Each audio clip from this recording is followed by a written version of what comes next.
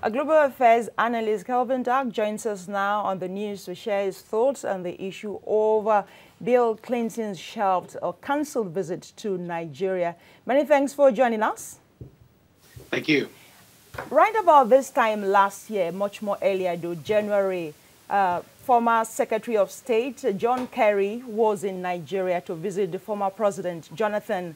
And along the line, he saw the presidential candidate of the APC, who is now the president of the country.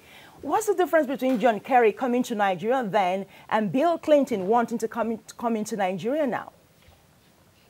Well, I think the biggest difference is Bill Clinton and his wife Hillary Clinton are probably the most polarizing politicians in the United States who are still active, either, in their influence here in the United States or our policy or through their foundation.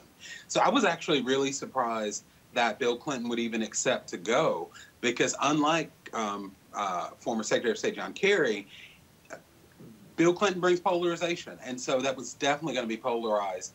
And here's the thing, whoever loses the election this weekend would blame him for the support for the opponent. So I see why he did it.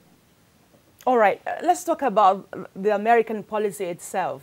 Can you really say the American has stayed away from the issue of Nigerian election this time around, with a visa granted to the presidential candidate of the PDP as a much controversial visa, may I say?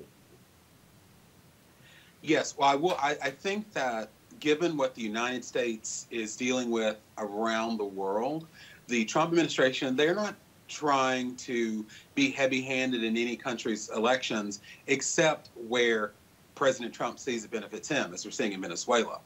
I think that the U.S. policy in general, not for a particular president, but our policy in general is to promote free and fair elections. But I believe that if it's an area, especially like Nigeria, such an influential country in the world and on the continent, the United States is not trying to tip the scales, or at least not appear that they're tipping the scales, because we'll get blamed for politicizing and having a say in the results. All right, but are you perturbed with some pockets of violence, pockets of reports of not so good reports that you've been hearing? How confident do you think the observers are? Well, I definitely think, regardless of who wins with the upcoming elections, I wish the people of Nigeria good luck, because free and fair elections are the cornerstone of democracy, and that we have to eschew violence. But I actually believe that, Nigeria's been on a really great path to democracy, like strengthening the democracy. So I'm optimistic. Let's say that. Okay. Many thanks for your time and contributions on the news this time, Mr. Kelvin Dark. Thank you.